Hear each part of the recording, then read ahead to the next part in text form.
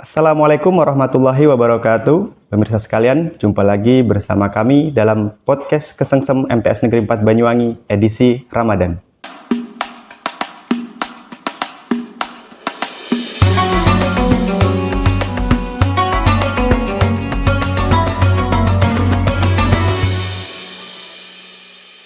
Alhamdulillahirrahmanirrahim. Pada hari ini kita sudah memasuki di penghujung bulan Ramadan, di mana di ujung bulan Ramadan ini ada hari-hari istimewa, terutama peristiwa-peristiwa yang nanti akan disampaikan oleh narasumber kita, yaitu tentang meraih pahala di 10 hari terakhir bulan Ramadan. Untuk itu sudah hadir bersama kita Bapak Muhammad Rifai, SHI, SPD, MPD. Mohon koreksinya kalau salah penyebutan gelar, Pak. Semuanya disebut ya. Dari gelarnya beliau saja sudah terlihat ya bahwa long life education. Sudah 3 kali kuliah berarti Pak Rifai. 3 kali kuliah. Alhamdulillah beliau ini makanya sekarang di MTS 4 beliau sebagai Wakil Kepala Bidang Kurikulum ya Pak ya. Yeah. Terima kasih, selamat datang. Assalamualaikum Pak. Waalaikumsalam warahmatullahi Alhamdulillah sehat nggih? Alhamdulillah sehat. Puasanya masih lancar sampai hari ini? Alhamdulillah insya Allah lancar dan diusahakan lancar walaupun kita masih full bekerja tapi harus sebagai betul. orang yang beriman harus tetap berpuasa. Iya betul. Baik Pak, terkait tema kita hari ini tentang pahala atau mungkin meraup pahala di 10 hari bulan Ramadan, 10 hari terakhir bulan Ramadan. Mungkin sebelum kita mengkaji amalan-amalan yang bisa kita lakukan untuk meraup pahala di 10 hari terakhir ini, mungkin bisa dijelaskan Pak kepada pemirsa di rumah atau mungkin anak-anak kita yang sekarang sedang menonton, kenapa sih kok 10 hari terakhir bulan Ramadan, apa istimewanya gitu 10 hari terakhir bulan Ramadan itu? Monggo. Terima kasih. Assalamualaikum warahmatullahi wabarakatuh para pemirsa podcast Kesengsem MTSN 4 Banyuwangi. Terkait dengan apa yang disampaikan oleh Pak Damas 10 hari terakhir, apa yang harus kita raih di 10 hari terakhir di bulan Ramadan ini, mengawali itu saya akan menyampaikan sebuah hadis yang disampaikan oleh Rasulullah.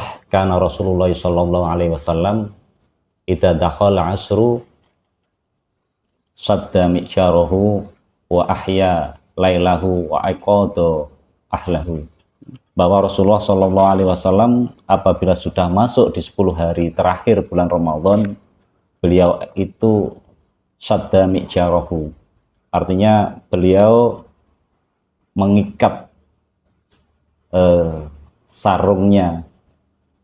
Maksudnya mengikat sarungnya di sini adalah tidak sebadan dengan keluarganya, dengan istrinya. Menjaga betul-betul ingin beribadah. Yang kedua, ahya lailahu, menghidupkan malam-malam di akhir 10 bulan Ramadan. Dan yang ketiga adalah aiqadha ahlahu, membangunkan keluarganya untuk beribadah di malam harinya. Itu. Jadi di 10 hari terakhir Rasulullah ini betul-betul ingin meningkatkan ibadah beliau. Padahal beliau adalah orang yang dijamin kalau dianggap surga. Itu orang yang punya tiket masuk surga. Tapi beliau tetap beribadahnya luar biasa sampai beliau di hari terakhir bulan Ramadan itu bukannya kendor tapi malah luar biasa. Dan ini yang bercerita bukan siapa-siapa, yang meriwayatkan hadis ini adalah Siti Aisyah, istri beliau. Istrinya karena yang setiap hari kesehariannya beliau adalah Siti Aisyah. Maka di situ Siti Aisyah pada 10 hari terakhir ya Rasulullah tidak pernah menemani tidurnya, tapi beliau fokus iktikaf, beliau fokus ibadah di mushola, membaca Al-Quran. Padahal beliau sudah beliau ingin menunjukkan rasa syukurnya kepada Allah bahwa beliau telah punya tiket masuk surga. Ya Allah, luar biasa sekali. Wa ahya lailahu, dan menghidupkan malamnya. Kalau kita malam biasanya kan kita tidur, Nggih, tidur. Siangnya kita bangun. Memang kalau dalam rotasi kehidupan kita kan kalau disarankan itu kalau siang itu untuk bekerja, malam untuk istirahat dan beribadah. Nggih. Tapi Rasulullah pada 10 hari terakhir itu menghidupkan malamnya bagaikan siang hari. Beliau selalu tekun beribadah, membaca Al-Quran, sholat malam, sholat tahajud dan lain sebagainya.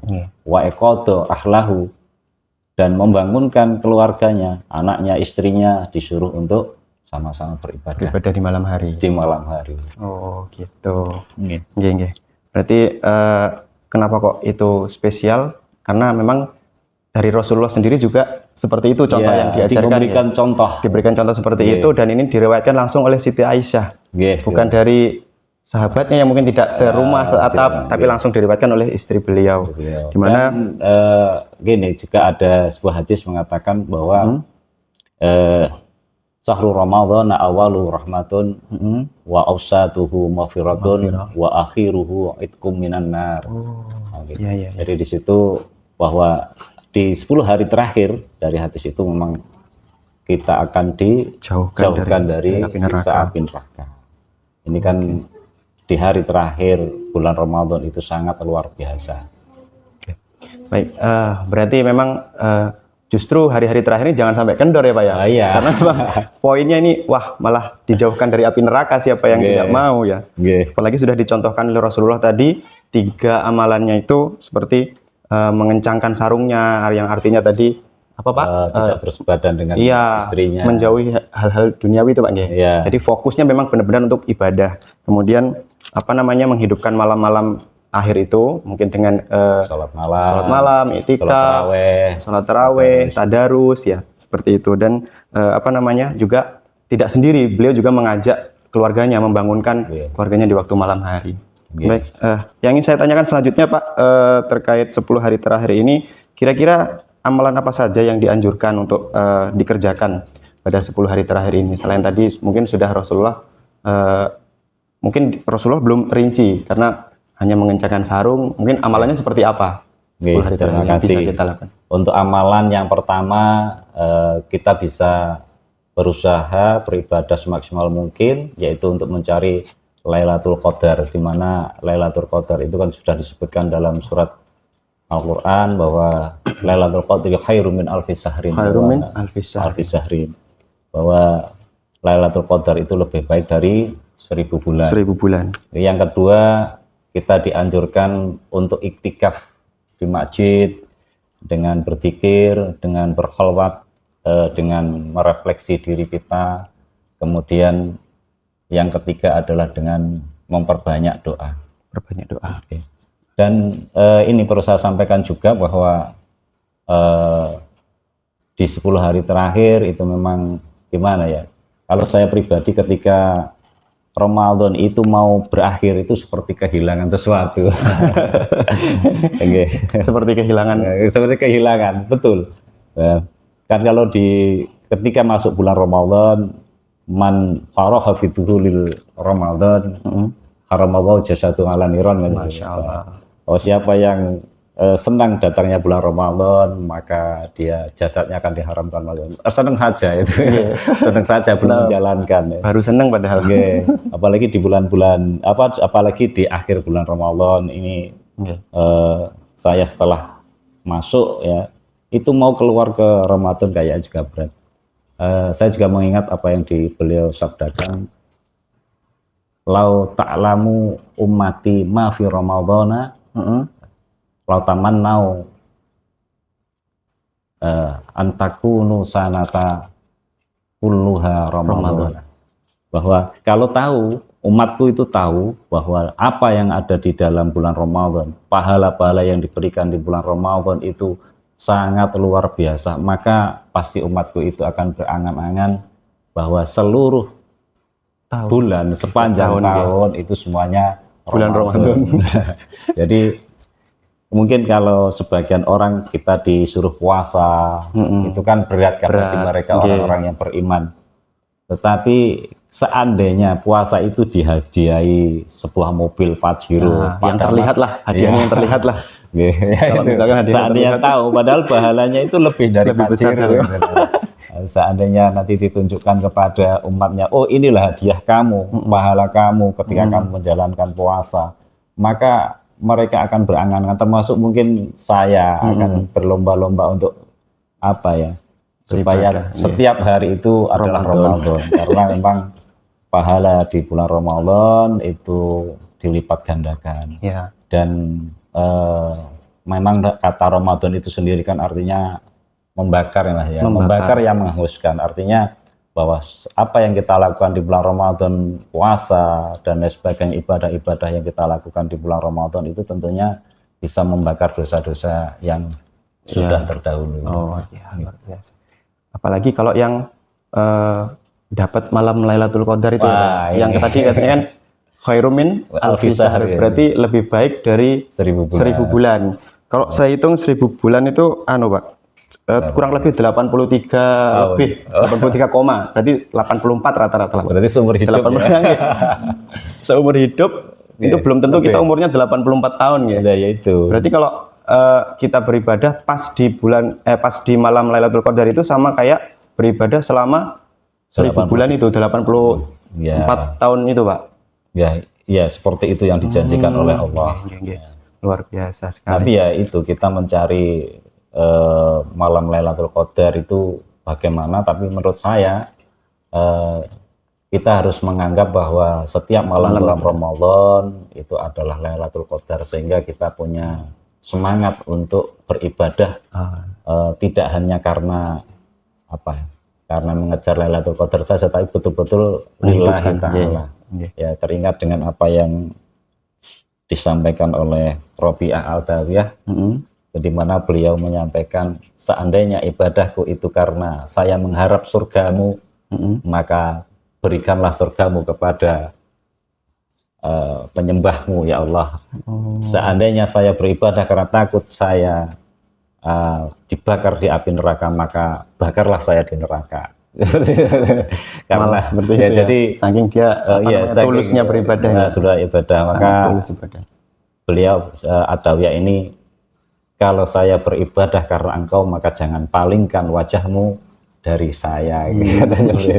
Jadi walaupun kita tidak sampai ke sana, tidak sampai ke mahabbah ya, tingkat paling tidak kita beribadah di bulan Ramadan ini dengan tulus ikhlas, didasari betul-betul didasari iman, bukan karena mengharap sesuatu, karena mengharap Lailatul Qadar, surga atau mengharap itu bukan karena itu karena Allah, tapi iman kita masih sebatas itu. Imannya masih sebatas makanya itu. Sampai tadi dikatakan seandainya sampai dikasih sesuatu pada bulan ketika mau puasa Ramadan, dengan dikasih sesuatu pasti akan semangat puasa. Tapi ketika tidak ditunjukkan, maka tidak semangat. Itu jangan seperti itulah. Kita sebagai orang yang beriman ya mari bersama-sama kita tingkatkan ibadah kita. Kita yakin bahwa apa yang dijanjikan oleh Allah itu adalah benar. Yang hak. Baik, terkait malam Lailatul Qadar itu kan berarti kan malam ya Pak. Sementara kan kita kan biasanya kerja dari pagi sampai sore, tinggal capeknya aja. Kadang mau bangun malam itu susah, tinggal ngantuknya. Mungkin Pak Ripai pernah baca literasi atau mungkin sumber yang menyebutkan mungkin ada bocoran Pak, malam Lailatul Qadar itu pas tanggal berapa atau mungkin pas malam-malam seperti apa gitu Pak, ciri-cirinya mungkin. Untuk malam Lailatul Qadar, bahwa Rasulullah pernah menyebutkan dalam sebuah hadis, di situ sampaikan Lailatul Qadar itu di malam-malam ganjil di 10 hari terakhir. Malam ganjil. Jadi di malam-malam ganjil itu disebutkan di situ. Tapi ya banyak pendapat lah. Kalau saya membaca itu ya Lailatul Qadar itu ya bisa dari awal bulan Ramadan, ada yang di 10 hari di bulan-bulan ganjil, ada yang mengatakan ya 10 hari terakhir itu ya kita tingkatkan ibadahnya. Tapi yang lebih kuat adalah yang tanggal-tanggal ganjil itu ya, seperti tanggal malam 21, malam 23, malam 27 dan malam 29. Tapi marilah kita berdoalah mudah-mudahan kita termasuk, menemukan, tapi amin. Jangan kendor itu tadi, karena semakin hari semakin ke belakang ini ternyata ibadah kita lihat masyarakat kita, terutama sholat tarawih itu mengalami kemajuan. Kemajuan? Iya, maju sopnya. Oh, sopnya maju. Saya kira jamaahnya tambah banyak. Ya, kemajuan sopnya mengalami kemajuan. Dan ada yang mengatakan seperti apa sih ciri-cirinya? Biasanya malamnya adalah malam yang tenang, langit cerah, tanpa ada mendung, tanpa ada sesuatu, pokoknya tenang di situ hawanya.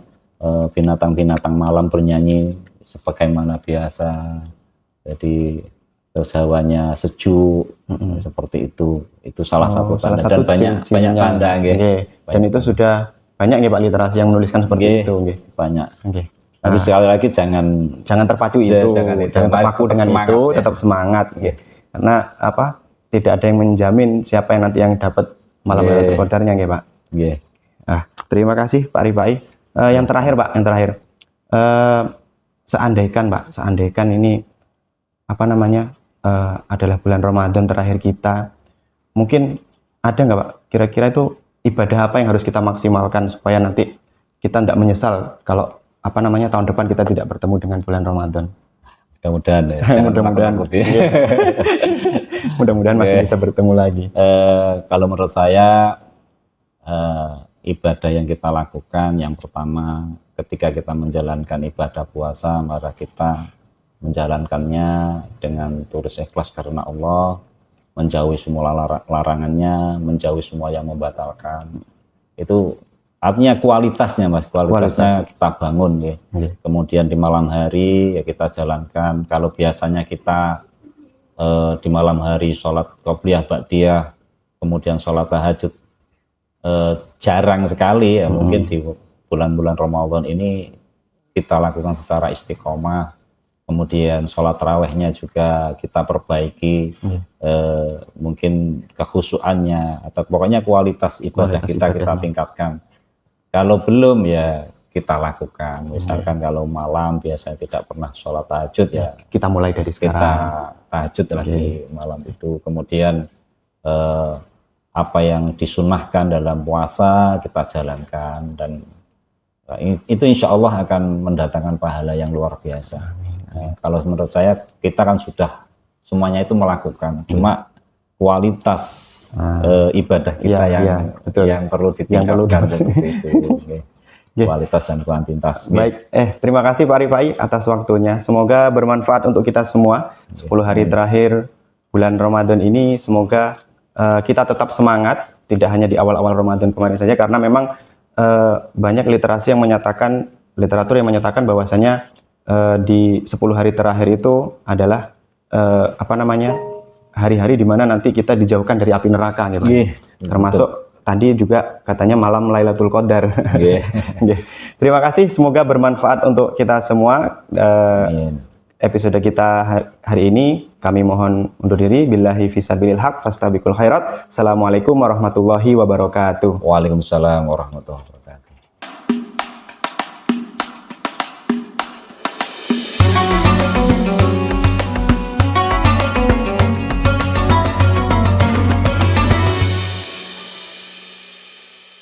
Terima kasih.